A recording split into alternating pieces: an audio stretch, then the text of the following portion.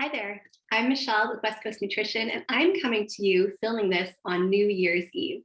And I wanted to pop in and talk about something really important to me and something I've been working on with clients, which is if you are going to set a goal or a resolution, to do it very differently than we're generally trained to.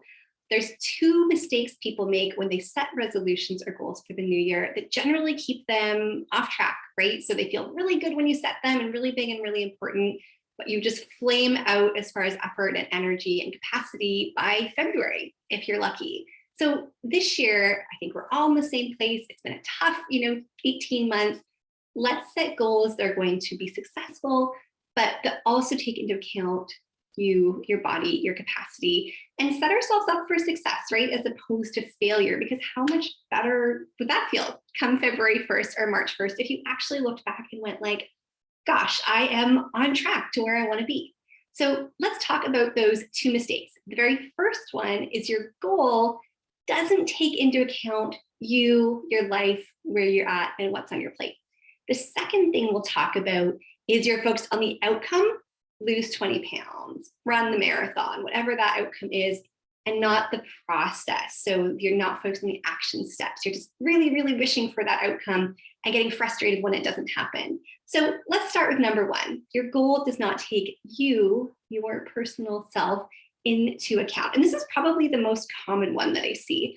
Often we think, God, I would love to fit in those jeans from 4 years ago that felt really good. Or gosh, if I could just get this 20 pounds off, everything would be fine. I'd feel more confident. I'd be more comfortable. And sometimes it's, fitness related. But the challenge here is we often set them really short, the goal really big and the timeline really short or really strict. And the challenge is if you're going to set a lofty goal, which is awesome, you want to be healthier, you want to feel good in your body, there is nothing wrong with that. It has to take into account you and where you're at now, right? What is your body like, right? Are you 21 and you know that it's going to be really easy if you can stick to it? Are you like me? I'm pushing, almost 40. A lot of my clients are 40s and 50s. Our bodies don't move as fast as they used to. They're more complicated. And what worked for us now often isn't what worked for us 20 years ago.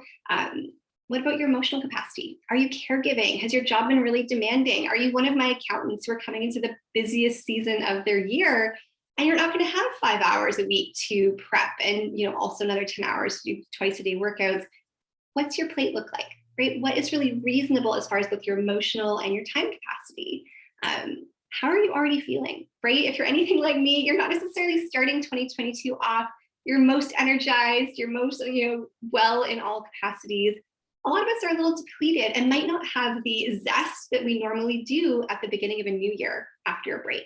So there's no right answer to this, but I want you to take a serious look at what's on your plate, both lifestyle, schedule-wise, and kind of emotional capacity, and be reasonable. So if you look at that stuff and it makes your goal feel really big and out of reach, don't give up on your goal. That's that all or nothing thinking that we talk about so much, kicking your butt. What I want you to do instead is stretch the goal out. So it might be a really reasonable goal to lose that 20 pounds. If you really felt better, maybe you were there only a couple of years ago and that's a healthy space for you. But what if instead of doing that in 3 months or 8 weeks or something crazy like Dr. Bernstein, if you could get to there by 6 months or 4 months or September? What if you could focus on the smaller one and go, can I just work on slowly getting the first 10 pounds off and then keeping it off for 2 or 3 months? Like, can I just hold this spot, for that time? Some of you, if you've been gaining steadily, the goal might be to maintain, right? Can I stop the gain? Can I focus on the habits that are going to help me stay here so that I can reverse that trajectory in a healthy way first? And for some of you, if it's like fitness related, instead of going, I'm going to go 5 workouts a week, and I'm going to hit CrossFit every day, and I'm going to do all the video yoga because everything's closed, and you've got kids and a big job and a busy life, that might not be reasonable. But maybe you could carve out 2 or 3, 30, 45-minute workouts a week, whatever they are, right? So set the bar a little lower, stretch the timeline out. Don't give up on your goal because you can't achieve it right now, right? That is very all or nothing thinking. That's what keeps us stuck as far as health goals and weight and body generally. There is no shame in adjusting it to where you're at. And I think if you talk to most people, we're all having to adjust our goals and our timelines at this point in time because it's a challenging year on top of everything else in our lives. The second thing I want you to think about is once you've centered on what that goal is, so where do you want to be and how do you want to feel, is to focus on the process and not the outcome. So it's really great to have that overarching goal, the weight, the gut health, the energy, the blood sugar, the cholesterol, the fitness, whatever it might be. But what you need to then focus on, as opposed to thinking about and wishing and being frustrated when you're not at that goal or moving at the rate you think you are, is actually on the things you do, right? So instead of being up in wishy-washy land, what are the process or the actions you can focus on? If it is a gut health or an energy or a weight goal, and that has lots of food components, it might be to put a weekly meal planning day on your calendar and make that sacrosanct. Pour a coffee, sit down every Saturday morning, get her done. It might be to sign up for a recurring grocery order, or to ask for help, from your family every week for planning or prep. It might be starting up with something like a HelloFresh or a meal delivery service because you realize you don't have time for that. The other one might be something smaller, like, you know what, I know that I'm hungry all the time. And if you follow along here, I just need some protein on my plate more consistently so I can make better choices and not be so ravenous.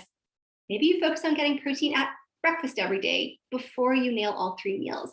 So break down what actions will get you there, and then focus on 1 or 2 of the most important ones, the ones that you can take off first, and then you can keep that list of the other stuff you're working on and get to them once that action feels like a habit. It feels natural, it feels sustainable. What we don't want to do is take on all the things. So have that process, have those actions, have that list and a note in your phone, and then pick the couple that are most doable and also most important, right?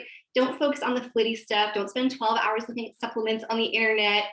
What's really going to make a difference now in a way you can sustain long enough to keep those results? Because isn't that what we want, right? We don't want to get to the healthy weight for 3 weeks and come home from vacation and then gain it all back in 1 month. We don't want to run the race and then lose all that fitness. We don't want to heal our gut just to totally wreck it, on vacation over the summer. We want to sustain that feel good. So really focusing on those small steps and the action piece, not the outcome. The actions are what get us there, even though it's not as sexy and fun to think about. The bright side to this is the more you do that, the less frustrated you'll be. Because generally when we focus on that big overarching goal, because it's so far away, we get really frustrated with normal ups and downs. But if we're focusing on an action, there's always something we can do. It's not as defeating, it's not as frustrating. It is much more motivating and attainable, and human brains like that. So the 2 things I want you to take home as you get dumped on with all of the New Year's stuff of resolutions and goals and programs, and even stuff like mine, right? Make sure that your goal takes you into account, where you're at, and then focus on the process. Focus on the actions. What do you need to do to get there? And then figure out what will help you. I do have a brand new group program going geared towards sustainable weight loss. You'll be hearing more and more about that in the upcoming weeks. And if that suits what you need, I would love to talk to you. If you need something different, that's awesome. My hope is that this year you focus on things that really matter and get to that health in a sustainable, happy way. Wishing you the best new year. I'll have more great stuff coming at you next week.